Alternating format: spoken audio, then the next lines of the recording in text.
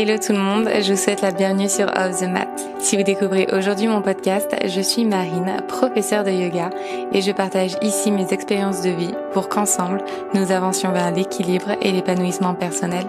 Je vous souhaite une très belle écoute. C'est le jugement dont j'avais envie de parler aujourd'hui dans cet épisode. Alors c'est un sujet que j'ai déjà abordé sur le podcast, mais aujourd'hui j'avais envie d'en parler un petit peu plus relativement à la connaissance et de quelle manière justement le jugement est finalement un outil, une manière d'être, de fonctionner qui va ralentir un peu notre croissance individuelle et notre connaissance de soi. Je m'explique un petit peu mieux et pourquoi m'est venue cette idée d'enregistrer un podcast là-dessus, en tout cas de discuter sur le sujet. Déjà parce que on est des êtres humains et je pense que naturellement, on a été éduqués, peut-être d'ailleurs que c'est très culturel, peut-être que c'est très franco-français, je ne sais pas, vous me direz. On a cette habitude spontanément de donner son avis et de juger. Donc ça, c'est une première chose.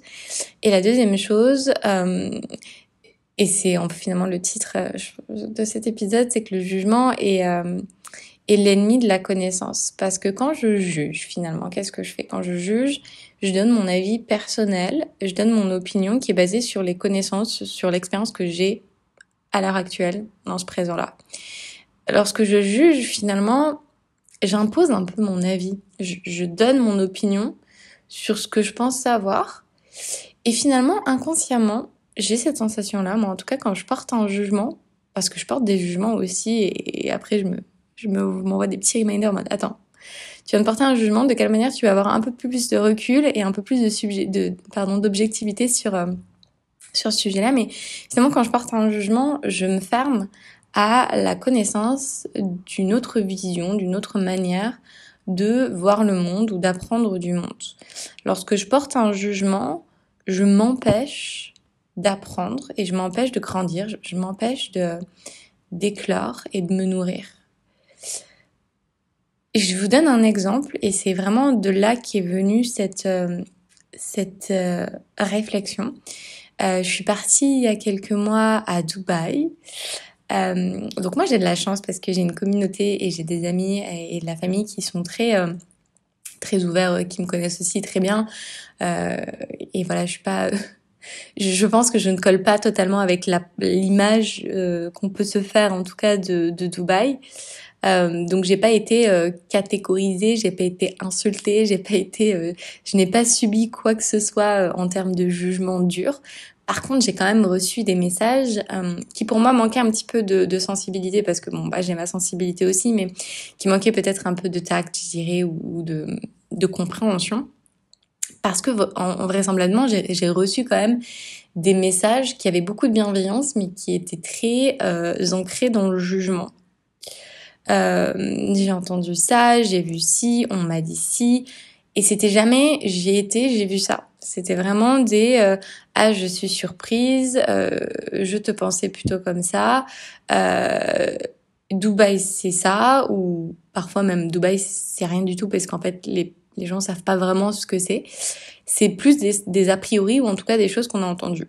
Alors après moi j'ai un peu je dirais personnellement j'ai un peu ma naïveté au sens où en fait je suis tellement curieuse et je suis tellement ouverte, qualité, défaut, pour moi c'est une qualité, mais du coup il va y avoir un peu cette forme de naïveté en me disant ok je suis hyper curieuse, j'ai envie d'aller me faire mon propre avis, mais ouais potentiellement en fait il y a plein d'infos que je vais pas forcément aller chercher. Je dirais pas que c'est par flemme, mais c'est plus que j'ai tendance à construire ma connaissance par mon expérience, et il y a des personnes qui vont avoir plutôt une vision de construire leur connaissance en allant chercher beaucoup d'informations et ensuite aller confirmer ou infirmer ce qu'ils ont appris sur le terrain. Moi, je suis un petit peu l'inverse au sens où je vais avoir envie de vivre ma propre expérience pour me former une opinion. Et malgré tout, quand je vais vivre mon expérience et la manière dont j'ai vécu mon expérience, elle n'a évidemment pas pris en compte toutes les sphères qu'on peut retrouver à Dubaï, parce que inconsciemment, consciemment, je ne sais pas, je me suis tournée vers des rencontres, vers des personnes, vers des lieux, vers des événements qui me correspondaient à moi et qui m'attiraient. et qui, je pense, ne représente peut-être qu'un cinquième, un dixième, je sais pas, de ce que peut être Dubaï. C'est clair et net. Mais dans un sens, je me dis, ok, c'est naïf, est-ce que je me mens à moi-même, finalement? Ou est-ce que finalement, on a juste des manières, en fait, différentes de vivre les choses et j'ai eu cette curiosité de venir à Dubaï en effet parce que j'ai des amis plutôt proches de moi dans le yoga, voilà, qui sont des personnes qui sont très bienveillantes, très dans la gentillesse, dans le minimalisme, dans la simplicité, qui vivent à Dubaï, qui sont venus à Dubaï, et qui apprécient leur vie à Dubaï, et qui m'ont dit il faut que tu viennes voir par toi-même pour pouvoir te faire ton propre jugement et voir comment tu te sens, parce qu'il y a aussi ça, c'est comment on se sent dans un lieu. Je sais qu'il y a des personnes qui se sentent vraiment pas bien en ville. Moi, c'est pas mon cas. J'aime bien équilibrer, avoir un peu de nature, un peu de ville, etc. J'ai passé 2 ans et demi sur une île à Bali, donc c'est vrai que là, je suis vachement ouverte à pouvoir être en ville, etc. Donc pour moi, c'est pas un problème. Au contraire, j'aime cet équilibre. Et finalement, en étant là, et je me suis dit, écoutez, moi, on m'a demandé mon avis. J'ai dit, moi, je me sens dans une grande ville. Comme n'importe quelle autre grande ville. J'ai même cité New York. Alors après, voilà, chaque ville a son identité, a son énergie, a ses quartiers. Je dirais que toutes les villes sont pas comparables, même aucune ville n'est comparable, mais voilà, pour moi, ça reste une grande ville avec tout ce qui va d'une grande ville, des buildings, du monde, des cafés, des restaurants, des centres commerciaux, évidemment une forme, pas de pression, mais voilà, on est la publicité, acheter, consommer, etc. Il n'empêche qu'on n'est pas obligé de faire tout ce qu'on nous demande de faire, c'est sûr. Mais voilà, c'est sûr que l'obligation, je dirais, ou en tout cas la contrainte de prendre vachement plus sa voiture, etc., etc. Donc c'est vrai qu'il y a plein de choses. J'ai pas forcément envie de les citer ici, c'est pas le but, mais je pense que quand on vous parle de Dubaï, il y a plein d'images, d'infos, de choses qui vous viennent à l'esprit, et c'est complètement normal. C'est ce qu'on appelle l'information telle qu'elle nous est délivrée dans les médias. Et puis ensuite, il y a comment on va le vivre personnellement et individuellement une fois qu'on est sur place. Et finalement, pour dire les choses très simplement, moi j'ai apprécié finalement mon voyage à Dubaï parce que je me suis tournée, comme je l'expliquais, vers des choses, des événements, des personnes qui m'ont nourri de quelque chose qui me plaisait, et je me suis détournée de ce qui ne me plaisait pas. Donc je suis pas allée surconsommer, je suis pas allée sortir en boîte parce que c'est pas mon délire à moi. J'ai pas été dans la surdépense, dans la surconsommation, etc. Donc j'ai complètement gardé mon style de vie, et je pense qu'on a cette vision aussi de se dire ok, directement j'emménage dans un endroit, donc du coup ça veut dire que je vais changer complètement mon style de vie, etc. Je pense qu'on peut vivre dans des lieux qui sont complètement différents et pour autant rester la même personne. Ça, c'est mon avis. Et je pense que c'est possible quand on est hyper aligné avec soi, quand on sait qui on est, quand on sait ce qu'on fait, ce dont on a besoin, etc. Moi, je sais que je me protège des choses qui me plaisent pas et qui, je sais, ne me plairont pas et qui vont me tirer vers le bas. Et si j'ai besoin de m'enfermer dans ma bulle, je m'enferme dans ma bulle. J'ai aucune problématique, aucun problème à rester seule, à passer du temps seule, etc., etc. Donc, pour moi, ça n'a jamais été un problème, et c'est vrai que j'ai trouvé un petit peu triste, peut-être, de lire des messages de personnes qui finalement étaient complètement enfermées dans une opinion et qui étaient très fermées à voir par eux-mêmes. Et du coup, je trouve que c'est dommage, mais surtout, je me demande si c'est pas une peur ou alors une forme de fausse excuse à se trouver pour se fermer à. Pour moi, il n'y a pas de meilleure réponse certaine, objective, que de l'expérimenter par soi-même et de se faire son propre avis par soi-même. Et c'est pour ça que, selon moi, le jugement est l'ennemi de la connaissance, parce que si je m'enferme dans un jugement qui potentiellement va être basé par un biais de médias, un biais de choses que j'ai vues peut-être sur les réseaux sociaux. Bon, finalement, ça reste les médias, mais c'est souvent les médias, d'ailleurs, quand on n'a pas expérimenté par soi-même. Et les médias, par eux-mêmes et par définition, c'est biaisé, en fait. Donc, en fonction de qui possède le média, qui diffuse le média, l'opinion, l'axe de l'orientation de l'information, elle va être différente. Donc, la seule manière pour toi d'avoir un jugement qui est le tien et qui, voilà, c'est d'avoir ta propre expérience. Et j'advocate, je défends cette idée que pour avoir la connaissance, pour se connaître soi, pour connaître le monde, pour lire le monde avec ses propres yeux, il faut l'expérimenter tout simplement. Et moi, c'est vrai que euh, quand je voyage, je suis pas enfermée dans des a priori. Je suis vraiment dans cette grande ouverture d'esprit à la culture, à l'architecture, à la vision des choses et à cette volonté de m'émerveiller un petit peu. Devant tout et devant finalement cette diversité. Et c'est vrai que quand je suis arrivée par exemple à Dubaï, j'ai été émerveillée, j'ai pas été émerveillée par les buildings, j'ai été émerveillée par waouh, cette capacité, cette possibilité finalement en tant qu'être humain et en tant qu'individu à pouvoir en un laps de temps si court finalement vivre des choses aussi différentes et aussi diverses. Et moi, je me nourris de cette diversité, je me nourris euh, finalement de pouvoir expérimenter autant de choses opposées. Et ça veut pas dire que je suis d'accord avec tout, ça veut pas dire que tout me plaît ou me convient pour un lifestyle long terme, j'ai envie de dire. Mais quelques semaines, quelques jours, je ne sais pas, peu importe. C'est le but d'un voyage.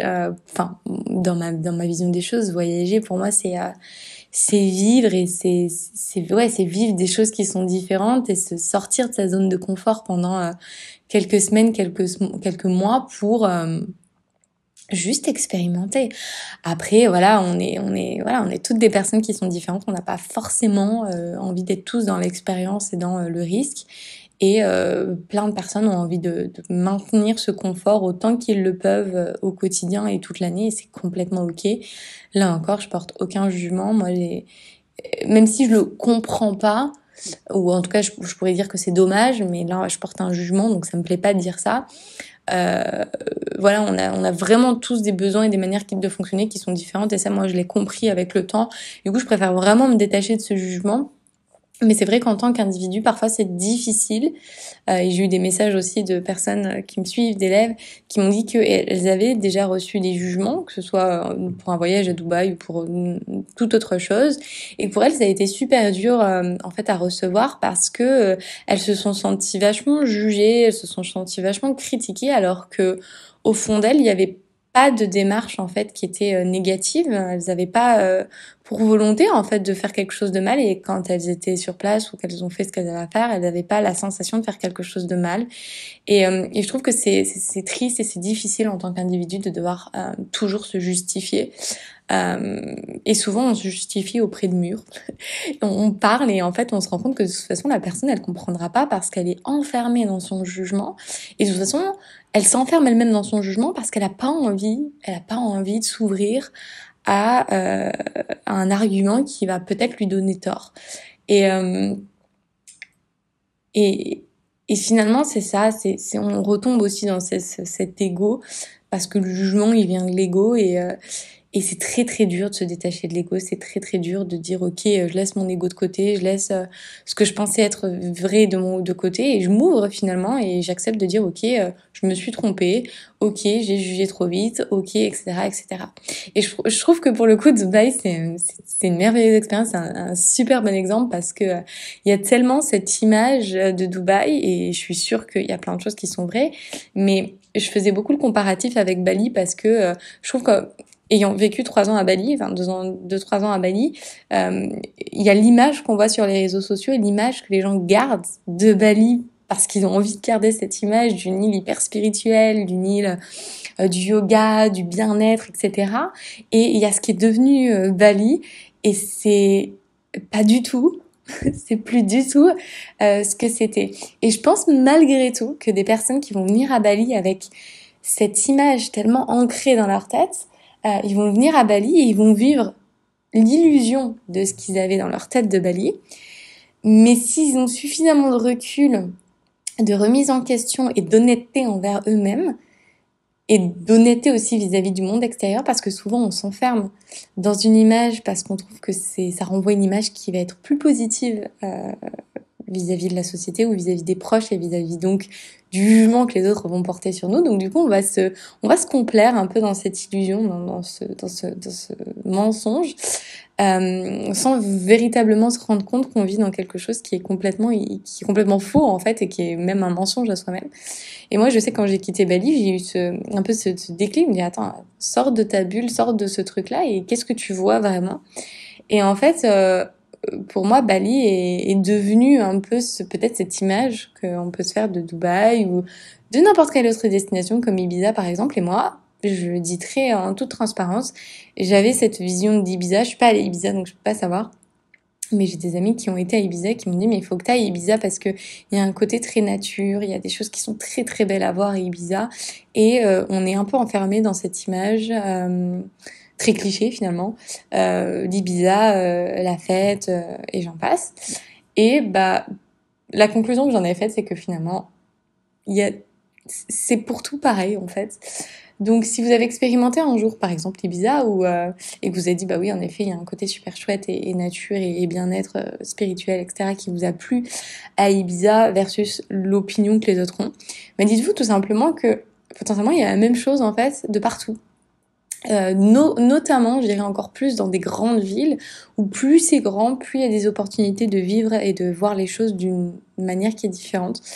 Moi, je sais que quand je voyage ou quand je décide d'aller dans un autre endroit, c'est vraiment guidé par des gens, des personnes que je connais et qui sont proches de moi. Et du coup, je me dis, bah en fait, si ces personnes, elles sont proches de moi, elles ont une vision qui est proche de celle que je peux avoir du monde et elles apprécient, elles valident, j'ai envie de dire. Eh ben, j'ai envie d'aller voir aussi parce que je suis curieuse et intriguée de voir cette partie-là dont finalement personne ne parle.